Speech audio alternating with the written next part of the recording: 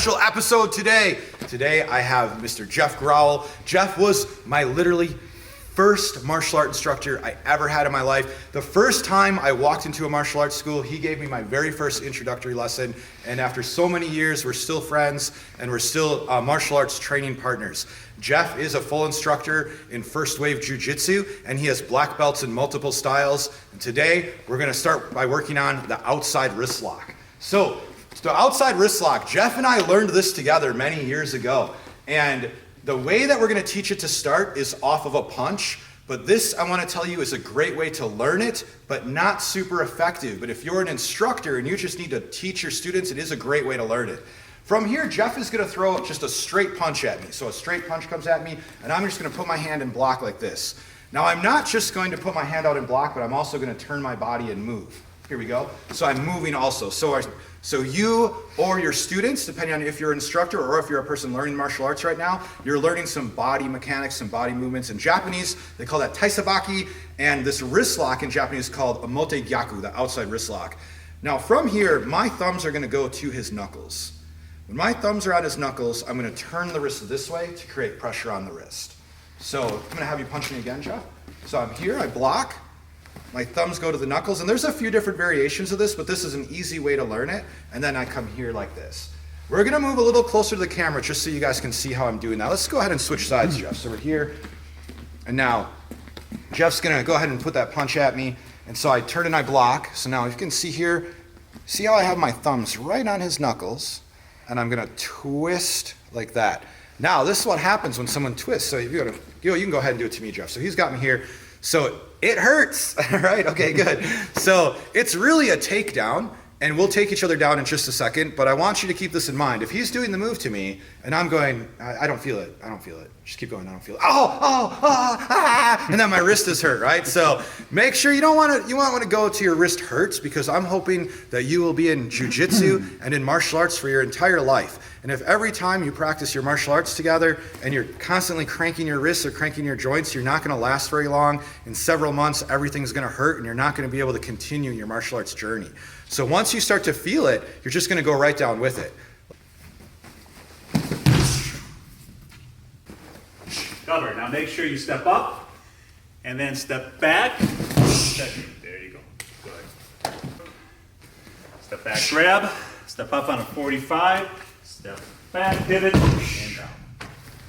It's not very practical from the punch, but it's easy to learn. Why is it not practical from the punch? Come on over here, Jeff. So punch me fast and retract the punch. Oh, hold up. Uh-oh, my jiu-jitsu's failing. Let's try it again, right? Punch fast and retract. Okay, there's a problem. I'm not Jackie Chan. And some of that stuff you see in the movies, it's not necessarily real, right? And so this is a great way to learn the technique. When people first learned the technique like this, they oftentimes did it with weapons, and they were oftentimes wearing large armor, and they moved much slower. We don't have armor on right now. Punches come very quickly. So this is really effective from a grab. Let's say he grabs my gi. A gi just represents clothing. If I was to grab Jeff's hoodie, he's got a nice Under Armour hoodie, and if I was to grab it for the next hour, I'm gonna rip it, I'm gonna stretch it out. So having a jiu-jitsu gi on or a martial arts uniform on just gives your partner something to grab so it's comfortable, so you're not ripping your clothing. It's just representing clothing. If so many people say, well, I wouldn't wear a gi in a fight, but you might wear clothes, right? So it's just representing clothes. He's got a hold of my gi. I'm gonna grab my gi or my clothes here. I'm gonna bring my hand here like this, and I'm gonna pull the clothing, the material out from his hand to escape. Now, this doesn't hurt. He can grab me as hard as he wants. I've teach a lot of self-defense classes, and people say, what happens if they grab you? Well, what happens? Nothing happens to me. Grab as hard as you can. It's not hurting me. The grab doesn't hurt. It helps me. He's grabbing me instead of punching me. I'd much rather get grabbed than punched in the face. But I have to worry about that hand. So learning the move, it's acceptable to just figure out what you're doing. But once you have it down, you have to understand that that's the danger. So as I'm doing the move, I'm moving back. I'm keeping his arm this way. So I'm out of the range of that punch. And then I'm applying the lock. okay? So that's something to think about. Someone has a strong grip is another question I get, okay? What happens if they have a really strong grip? Okay, I can still do the move. It doesn't matter, I can still do the same technique. Sometimes if they have a really strong grip, I'll also aid the technique in a leg trip. We'll move back a little bit for this one. If there's a real strong grip, sometimes I'll also take that leg out and throw them down. We don't need to throw each other down right now, but I wanted to at least show you guys that. Okay, so let's practice this grab again. So here he's got the grab. I cover here. If we're in a situation where we can strike, I can definitely strike or kick, try to get him to loosen up that grip, and then I come here. He's out of range to strike at me, and then I come for the lock. Now what I've found is that it's oftentimes hard to catch that submission when someone's grabbing your gi. We were just talking, that's how we learned this move back in 93, 95? 93, yeah. 1993. Mm-hmm. So we learned this move together from a very traditional martial arts school in 1993. He may have known the move before me, but I learned it back in 1993. I was really young and skinny back then. I used to bring you there. Yeah, yeah. So now, what I found in jiu-jitsu is that we can pull this move off with different kinds of grabs. It's not always the gi grab. A really good one that I'm gonna have Jeff do right now is if I grab his head. So if we're here like this, a real common tie-up is when someone catches your head. So I've got his head here, and I'm looking to snap, and take down, or headlock throw. And so when I have him here, he could just move his head, and my hand comes free, and then, oh man, I felt that. So that's an awesome wrist lock from that head grab.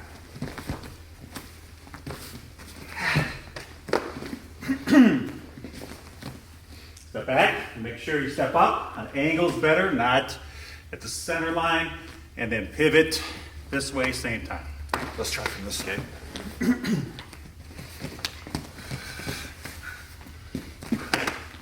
Now let's try one all the way to the ground. You can throw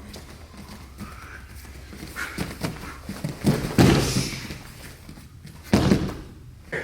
He's got same side wrist here. I turn my palm up to look at my palm, and then from here, my hand's gonna come underneath and catch like the meat of his thumb, and then this hand's gonna pry this way for the submission. Let's do this side so we're a little closer to the camera. So I come here, and I come this way. This is slightly different. The other wrist lock, we're here. My hand position is a little bit different, but it does not change the position his wrist is getting twisted. It doesn't really change the move at all. So we're here, I come up, and then I move it down this way, okay? One more time. Good. Okay, a real life scenario that happened to me is that I learned these moves and I studied them for a couple of years, but I could not get them to work in grappling. And I couldn't get them to work in grappling because I trained them like this. Someone would grab, it was very traditional.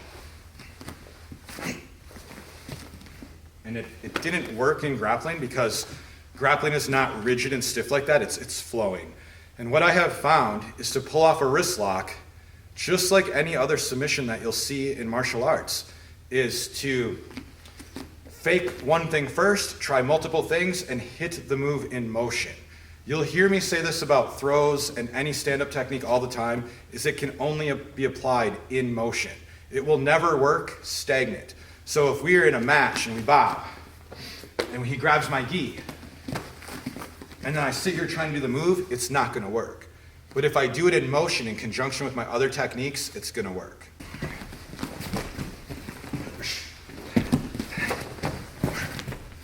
So what I did right there is I attempted some inside leg trips, just like you've seen on previous videos. And as he's trying to keep his balance there, he's holding on to me. He's like, what's happening to my legs? And then boom, wrist lock. Here we go.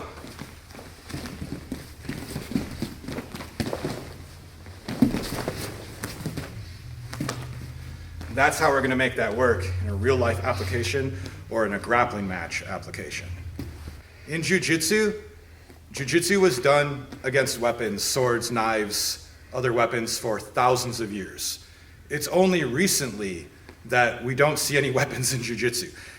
Probably not gonna have a very good tournament if someone pulls a knife, right? It's not gonna work very well, so I can understand that. But it's still important that we learn jiu-jitsu the real way and how we really defend ourselves, and weapons are involved. And so if there's a knife, which I'm not recommending getting a knife fight, but let's just have you put the knife right up against me. So this knife's up against me. Oh my gosh, here we go. Good thing we have the padded knife today. I would much rather run away from a knife. Like, I don't want to mess with anyone with a knife. And I don't want you to think that just because you see this video that all of a sudden you can go get in a knife fight. You know, don't do anything stupid like that. Always run first. Run, yeah, get away from this. But at least we can see an application here using a weapon. First of all, I'm going to turn my body just like I did before. That way, if he's thrusting the knife through, maybe he doesn't get me as bad. And this hand comes here right away. The practice for this is to get that out of the way. So like, this is like one of the biggest things we can do. But then after we have this, we can just add the outside wrist lock. Now, if there's a knife involved, I can take my hand here, and there might be a little bit of the handle sticking out, and I can pry that from his fingers. This one, a little more controversial, but could also work. If I have my forearm on the flat part of the knife, I can strike and disarm, and that will make the knife come out of his hands. However, with that one, we would, of course, have to be careful that we're not stabbing our arm with the knife. You want to try it once, Jeff? Let's come this way just a little bit. Okay, right about there. Right to here? Yep. Okay. Offline, off center, just like we did today. Okay. One more. So turn, grab same time. Don't do turn. Grab same time. Step up, step back. That's a foot. Good. Okay. Now we can also do the same technique with a samurai sword or a katana. Now we have a sword, so we have to be extra careful, right? Now, in our traditional martial arts curriculum, we implement weapons. In the first wave jiu-jitsu program, you get to see weapons a little bit, but it's not as emphasized. But I think it's cool to see, and I think it's historically important to see where these techniques came from and how they originated in jiu-jitsu. And so here we go. So his sword's up overhead, and he's gonna strike straight down at me. Yep. Okay. So I'm gonna move the same way I did. Now, if I'm gonna apply a wrist lock, I'm gonna turn the sword this way, and before I take him down, I'm gonna bring him into the sword. This one's not sharp, thankfully, right? And then apply the wrist lock. There also will be a gap in the handle here where I can remove the sword.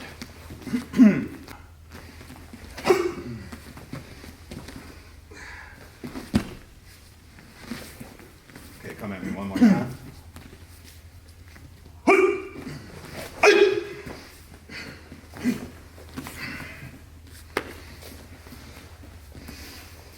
So that's almost the complete outside wrist lock training, but we've got a couple more things we're gonna show you. We're each gonna pick two of our favorite moves from this lock and show you some ways that we've made it successful in actual grappling. here, palm to your face, thumb on the pinky knuckle. Okay, grab the fleshy part of the thumb here, of the palm. You pull, this is your wrist lock. Sometimes for people who are, okay, maybe not as quite strong or smaller, they have a hard time with this. Okay, the person can kind of just, okay, get out. What you want to do is you want to wrap it here.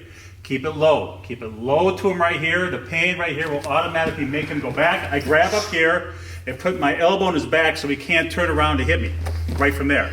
So I got a good secure lock here. I can from here hit and bring a takedown right from here. So go right into the crook of the knee, boom, and bring him straight down.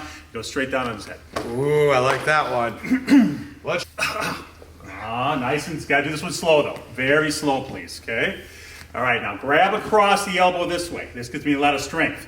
If I don't do that, he can get out, muscle out. He can't do it like this, right here. So from here, elbow in his back, so he can't turn to hit me, right here like this. I'm gonna take my leg here, hit the crook, straight down right from here, and then right from here, you have all kinds of joint locks right from there.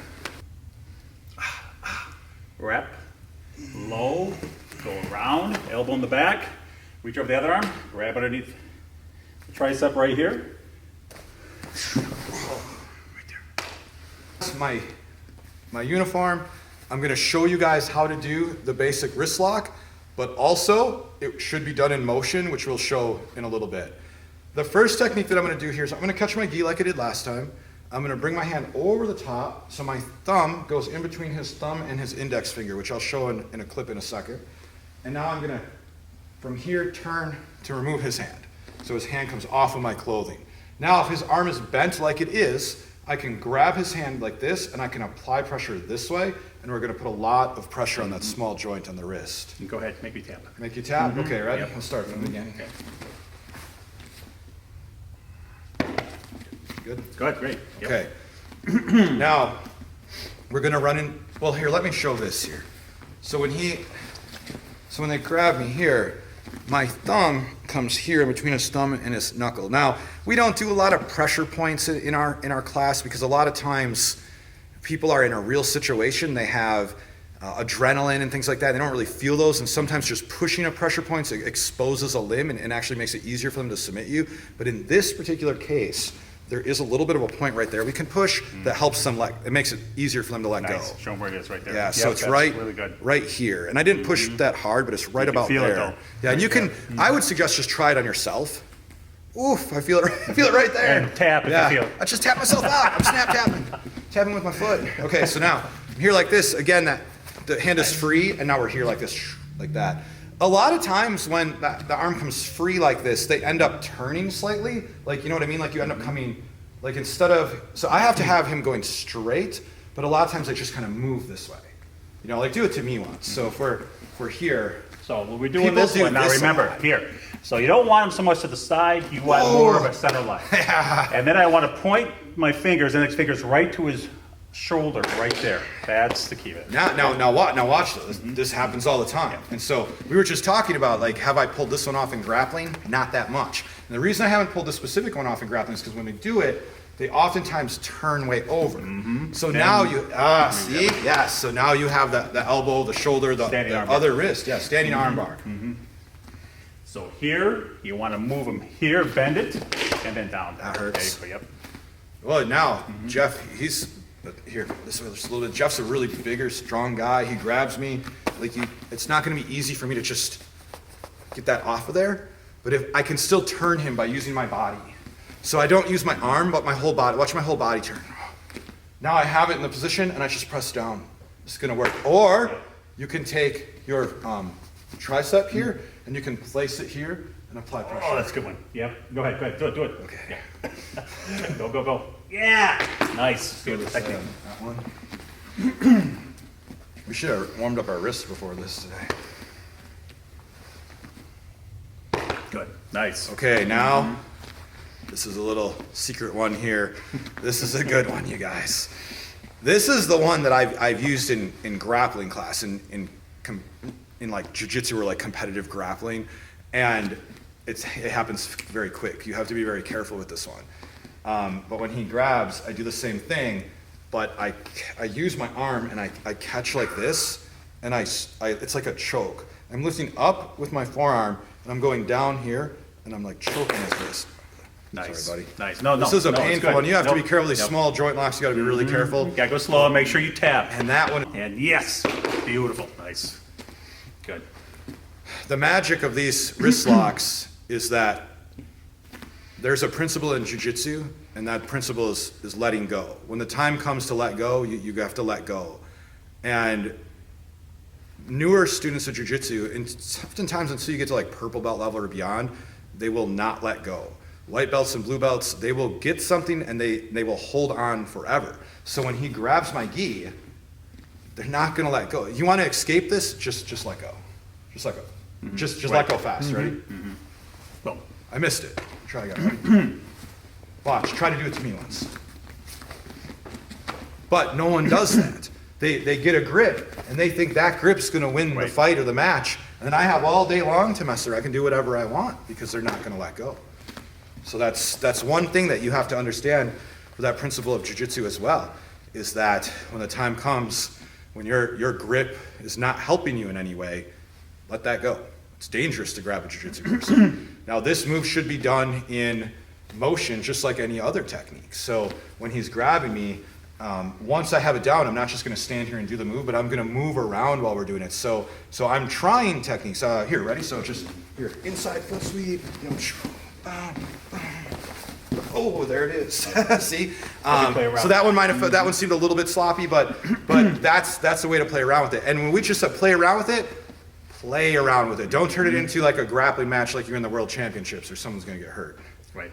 This before, and now we're showing some old school jiu-jitsu utilizing this technique. And the last technique that I showed, the outside wrist lock, I moved to the outside. So when the strike came, I came here.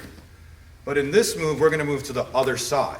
So in this scenario, I'm coming to the inside. Now my thumb catches the knuckles and I turn the sword over. If you notice, the blade is not on me, it's the back of the sword, not the blade. And from here, I push down to make him let go. Now something cool with that is while he's holding the sword, when I bring it over like this, I oftentimes have the handle on his wrist. And so I can submit him with the handle of the sword, or I can make him let go and come with the blade.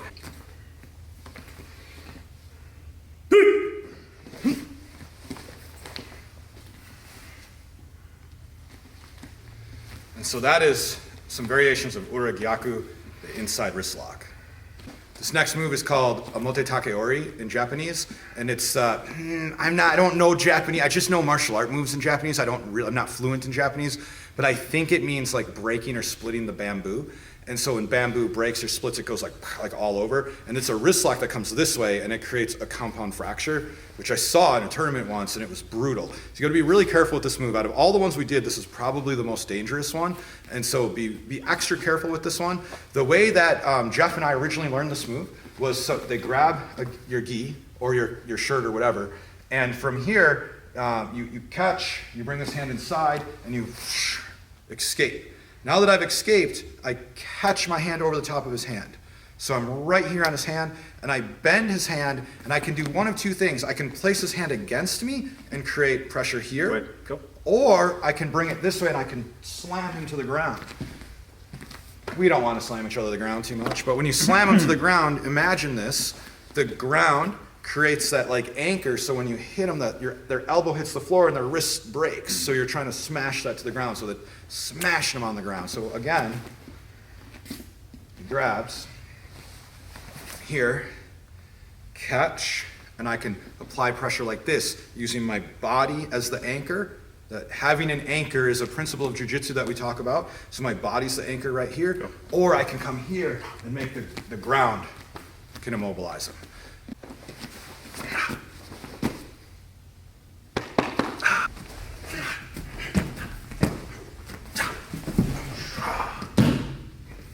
That move is so cool. It's like it's so cool, right?